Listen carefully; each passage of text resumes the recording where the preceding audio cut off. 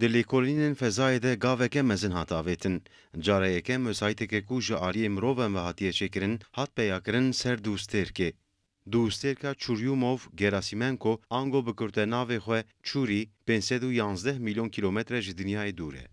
Robota ku ji wesayîta fezayê ya bi navê Rosetta hat birêkirin, ser dû stêrkê daketina xwe bi serkeftinê temam kir.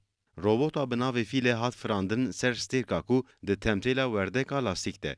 Metrana ku firandin ser kevirê asmanî ku hêza wî ya kêşane tune û firahiya wê 4 kilometre ye, robotê kişan ser zemînê. Fîlek ku di saniyeyek de metreyek diçe, danîna dîrokî 7 saet dewam kir.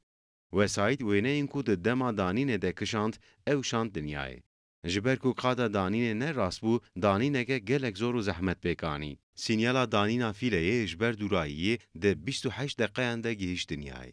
Wesayîda ku bi qasê cilşoyekê ye û bi giraniya xwe nêzî 100 kilogram e, dê li ser rûyê kevirê esmanî mînakan bigire û dê bi amûrên laboratuwarê ceribandinan bike. Wesayîta ku dê li hemên jiyanê bigere, her wiha dê nexşeya rûyê kevirê esmanî jî derxe.